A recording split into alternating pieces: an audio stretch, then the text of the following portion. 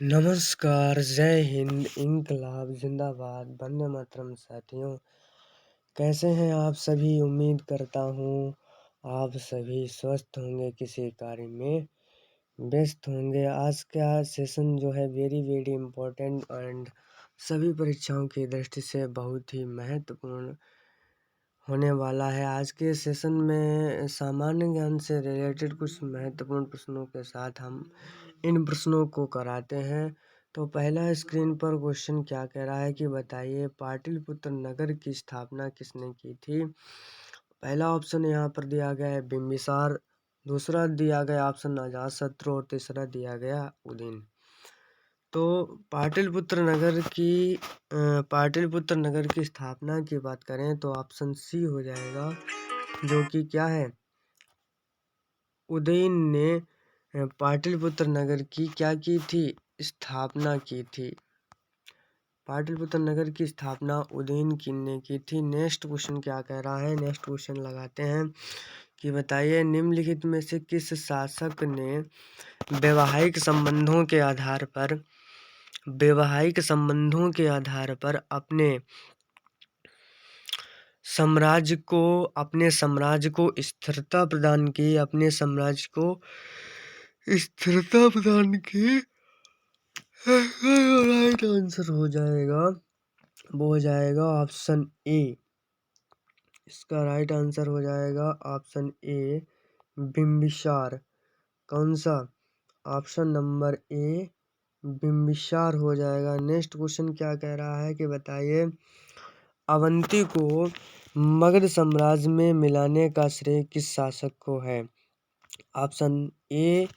Option A दिया गया है उदयन, और ऑप्शन बी दिया गया है कालाशोक, और ऑप्शन सी शिशुनाग। बताइए अवंती को मगध साम्राज्य में मिलाने का श्रेय किस शासक को है? तो अवंती को मगध साम्राज्य में मिलाने का श्रेय जो जाता है वो जाता है option C. Option C is right answer, और ऑप्शन सी क्या है? Shishunaga is right answer. Next question 94 क्या कह रहा है कि कालाशोक की राजधानी कहाँ थी? कालाशोक की राजधानी कहाँ थी? Option A Vaishali, option B Rajgriha, option C Champa, और ऑप्शन डी पाटलिपुत्र। बताइए कालाशोक की राजधानी कहाँ थी? तो कालाशोक की राजधानी की बात करें तो इसमें ऑप्शन ए जो दिया गया है Vaishali is right answer. Next question 95 क्या कह रहा है कि निम्नलिखित में से किस शासक को सर्वक्षत्रांतक अर्थात क्षत्रियों का नाश करने वाला कहा गया है? सर्वक्षत्रांतक क्षत्रियों का नाश करने वाला कहा गया है, तो इसका जो राइट आंसर हो जाएगा वो option B, Mahapadma Nanda is right answer. Next question 96 क्या कह रहा है? बढ़े लेते हैं नेक्स्ट क्वेश्चन पर। ये बताइए सिकंदर के आक्रमण के समय मगध का शासक कौन था? सिकंदर के आक्रमण के समय मगध का शासक कौन था? सिकंदर के आक्रमण के समय मगध का शासक कौन था? तो सिकंदर के आक्रमण के समय मगध का जो कौन शासक था, वो शासक था option C is right answer, Dhanananda. कौन था? घननंद जो था सिकंदर के आक्रमण के समय मगध का शासक था। नेक्स्ट क्वेश्चन क्या कह रहा है? ये सिकंदर कहाँ का शासक था? सिकंदर जो शासक था वो शासक था मकदूनिया, option B is right answer. Next question क्या कह रहा है कि सिकंदर एवं पोरस के बीच हुए 326 ईसा पूर्व में युद्ध किस नाम से जाना जाता है? सिकंदर और पोरस का जो युद्ध हुआ था वो हुआ था 326 ईसा पूर्व में, और ये युद्ध किस नाम से जाना जाता है? ऑप्शन बी, बिस्तस्ता या झेलम का युद्ध इसे जाना जाता है। नेक्स्ट क्वेश्चन क्या कह रहा है कि बताइए चंद्रगुप्त मौर्य की सेंड्रो कोट्स के रूप में किसने पहचान की? सेंड्रो कोट्स के रूप में जो पहचान की, right answer option B, William Jones is right answer. Next question क्या कह रहा है कि बताइए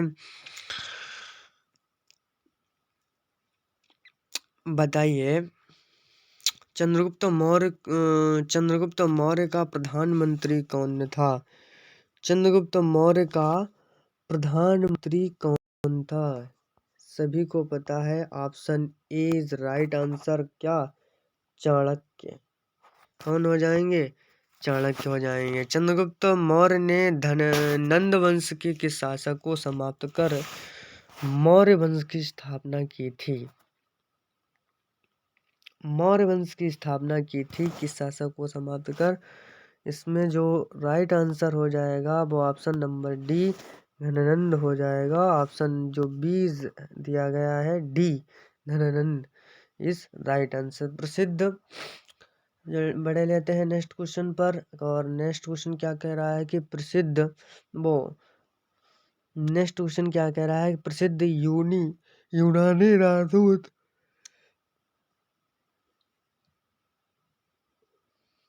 मेगस्थनीज किसके दरबार में आया था? मेगस्थनीज किसके दरबार में आया था? मेगस्थनीज जो आया था वो बताइए किसके दरबार में आया था?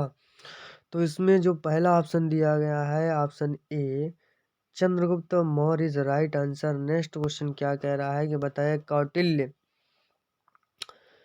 कौटिल्य की विश्व प्रसिद्ध रचना कौन सी है?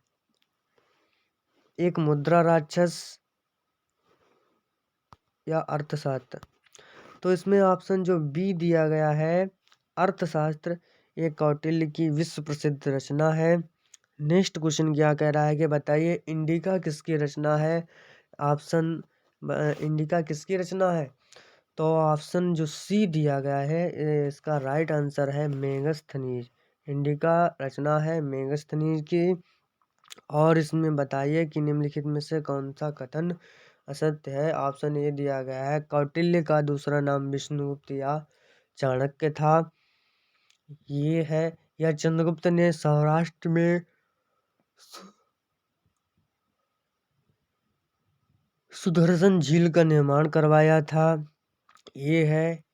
या ऑप्शन सी, चंद्रगुप्त मौर्य ने अपने अंतिम समय में जैन धर्म की दीक्षा ले श्रवणबेला में प्राण त्याग दिए। तो ऑप्शन डी, इसमें कोई ऑप्शन ए और बी और सी में से कोई भी कथन असत्य नहीं है। तीनों के तीनों जो कथन दिए गए हैं सभी सत्य हैं। नेक्स्ट क्वेश्चन क्या कह रहा है कि बताइए यूनानियों ने किसे अमित्रोचेट्स कहा है? यूनानियों ने किसे अमित्रोचेट्स कहा है? इसमें जो ऑप्शन सी दिया गया है, बिंदुसार को अमित्रोचेट्स कहा है। मौर्य शासक अशोक ने कलिंग पर कब आक्रमण किया था? मौर्य शासक अशोक ने कलिंग पर कब आक्रमण किया था? Option B right answer. 261 ईसा पूर्व में कलिंग पर आक्रमण किया गया था। अशोक के शिलालेखों को सर्वप्रथम किसने पढ़ा था? अशोक के शिलालेखों को जो पढ़ा था वो सर्वप्रथम किसने पढ़ा था? ऑप्शन डी जो दिया गया है, James Prinsep is right answer. Next question क्या कह रहा है कि बताइए अशोक के किस शिलालेख में उसकी कलिंग विजय का वर्णन है? कलिंग विजय का जो वर्णन है, इसका राइट आंसर हो जाएगा ऑप्शन नंबर डी, 13वां, इसका राइट आंसर हो जाएगा। नेक्स्ट क्वेश्चन क्या कह रहा है, बढ़े लेते हैं नेक्स्ट क्वेश्चन पर। निम्नलिखित में से किस लघु शिलालेख में अशोक का बुद्ध शाक्य एवं अशोक नाम मिलता है? बुद्ध शाक्य एवं अशोक नाम मिलता है। इसका जो राइट आंसर हो जाएगा ऑप्शन नंबर बी, मास्की। ये बुद्ध शाक्य एवं अशोक का इसमें नाम मिलता है। नेक्स्ट क्वेश्चन क्या कह रहा है, बढ़े लेते हैं नेक्स्ट क्वेश्चन पर। और नेक्स्ट क्वेश्चन क्या कह रहा है कि बताइए अशोक का कौन सा अभिलेख जो है, अशोक का कौन सा अभिलेख दो भाषाओं ग्रीक अरमाइक में प्राप्त होती है, ग्रीक और अरमाइक में प्राप्त होती है। इसका जो राइट आंसर हो जाएगा ऑप्शन नंबर ए सरे कुना is right answer. Next question Sanchi के स्तूप का निर्माण किसने करवाया था, इसका राइट आंसर हो जाएगा ऑप्शन सी अशोक ने। मेगस्थनीज ने भारतीय समाज का वर्गीकरण कितने भागों में किया था, भारतीय समाज का वर्गीकरण कितने भागों में किया था, इसका जो राइट आंसर होने वाला है वो option number D 7। Next question क्या कह रहा है कि किस मौर्य शासक ने धम्म का प्रतिपादन किया था, धम्म का प्रतिपादन किया था, इसका राइट आंसर हो जाएगा option number B is right answer Ashoka. Next question क्या कह रहा है, बड़े लेते हैं कि कौन निम्नलिखित में बताइए कौन सा कथन असत्य है, कौन सा कथन असत्य है। पहला दिया गया अशोक ने धम्म के प्रचार के लिए महेंद्र एवं संघमित्रा को श्रीलंका भेजा था, ये ऑप्शन राइट है। नेक्स्ट क्वेश्चन चंद्रगुप्त मौर्य की राजधानी पाटलिपुत्र थी, ये भी क्या है, ये भी सही है। नेक्स्ट क्वेश्चन क्या कह रहा, नेक्स्ट ऑप्शन क्या कहता है, अशोक के धम्म की परिभाषा राहुलोवाद सुत नामक बौद्ध ग्रंथ से ली गई, ये भी राइट ही है। और जो ऑप्शन डी दिया गया है इज राइट आंसर, ये सभी के सभी सही हैं, कोई भी कथन असत्य नहीं है। नेक्स्ट क्वेश्चन क्या कह रहा है कि विश्व का सबसे ऊंचा ज्वालामुखी कोटापेक्सी, विश्व का सबसे ऊंचा ज्वालामुखी कौन सा है, कोटापेक्सी।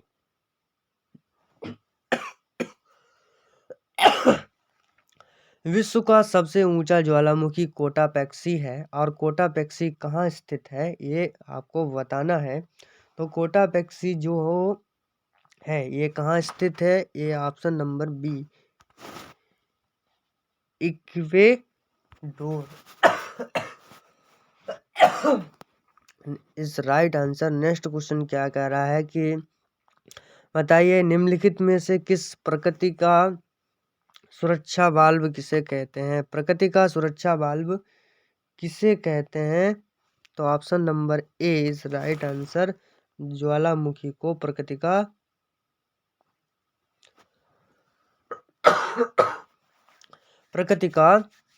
सुरक्षा वाल्व कहते हैं। नेक्स्ट क्वेश्चन बताना है कि बताइए निम्नलिखित में से कौन सा युग्म सुमेलित नहीं है,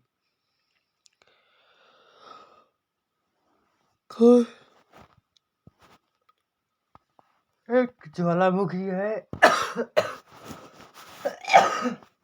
और एक स्थान दिया गया है, तो एटना में बताइए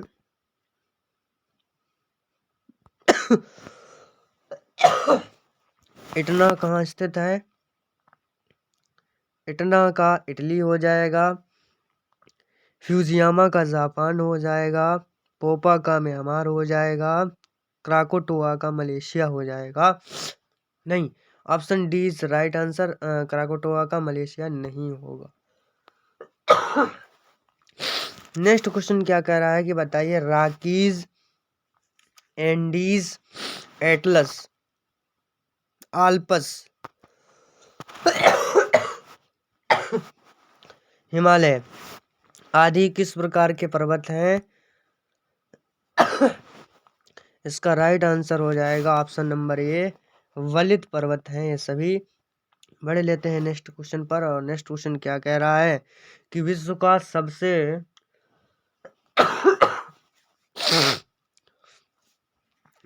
सबसे ऊंचा पर्वत शिखर माउंट एवरेस्ट कहाँ स्थित है, option A Bharat, option number B, option number C Nepal.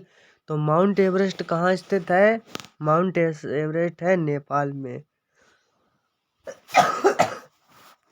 इसका राइट आंसर हो जाएगा। नेक्स्ट क्वेश्चन लगाते हैं स्क्रीन पर लोएस का पठार है? लोएस का पठार है, बताइए। लोएस का जो पठार है वो option number C is right answer, पवनकृत है। नेक्स्ट क्वेश्चन क्या कह रहा है कि बताइए विश्व का सबसे ऊंचा पठार कौन सा है? विश्व का सबसे ऊंचा पठार है ऑप्शन नंबर ए जो दिया गया है इसमें, कौन सा? तिब्बत का पठार विश्व का सबसे ऊंचा पठार है। नेक्स्ट क्वेश्चन क्या कह रहा है कि बताइए किस देश को 1000 झीलों की भूमि कहा जाता है? 1000 झीलों की भूमि कहा जाता है, इसका जो राइट आंसर हो जाएगा ऑप्शन नंबर सी, फिनलैंड को 1000 झीलों की भूमि कहा जाता है। नेक्स्ट क्वेश्चन है कि बताइए विश्व की सबसे वेरी वेरी इंपॉर्टेंट क्वेश्चन है ये, कि बताइए विश्व की सबसे बड़ी मीठे पानी की झील कौन सी है? और विश्व की सबसे बड़ी मीठे पानी की झील है सुपीरियर झील, option A is right answer. Next question दिया गया है कि बताइए विश्व का सबसे ऊंचा जलप्रपात कौन सा है? विश्व का सबसे ऊंचा जलप्रपात है एंजिल जलप्रपात, is right answer. Next question क्या कह रहा है कि बड़े लेते हैं, ये बताइए विश्व का सबसे बड़ा महासागर प्रशांत महासागर और सबसे छोटा अटलांटिक महासागर। नेक्स्ट क्वेश्चन लगाते हैं स्क्रीन पर, बताइए विश्व का सबसे गहरा गर्त मेरियाना ट्रेंच किस महासागर में स्थित है? मेरियाना ट्रेंच किस महासागर में स्थित है? Mariana Trench option number A प्रशांत महासागर में। और नेक्स्ट क्वेश्चन क्या कह रहा है, पृथ्वी का कितने प्रतिशत भाग पर जलमंडल का विस्तार है? तो option number C is right answer हो जाएगा, 71% पर जो है पृथ्वी का जलमंडल फैला हुआ है। और क्वेश्चन नेक्स्ट क्या कह रहा है कि समुद्री जल में सर्वाधिक मात्रा में कौन से लवण पाया जाता है? समुद्री जल में तो पाया जाएगा साल्ट ही, जिसे ऑप्शन नंबर बी में लाते हैं इस राइट आंसर, सोडियम क्लोराइड की मात्रा अधिक मिलती है। और ये रहा सेशन का last and final question screen पर, बताइए कि सबसे लवणीय सागर है अरब, भूमध्य और लाल या मृत सागर? इसका राइट आंसर हो जाएगा कौन सा? मृत सागर is right answer, option number D. आज का सेशन आपको कैसा लगा कमेंट सेक्शन में ज़रूर पिन करें, और फिर मिलूंगा किसी नेक्स्ट वीडियो के साथ, ऐसे ही महत्वपूर्ण प्रश्नों के साथ लाता रहूँगा। और तब तक के लिए दीजिए मुझे इजाज़त, सभी को धन्यवाद, आदाब, सत श्री अकाल, ताल ठोक कर जय महाकाल। फिर मिलता हूँ किसी नेक्स्ट वीडियो के साथ, नई सोच के साथ, नई रणक्षेत्र के साथ। जय हिंद, वंदे मातरम साथियों, सभी को जय हिंद, इंकलाब जिंदाबाद, वंदे मातरम साथियों।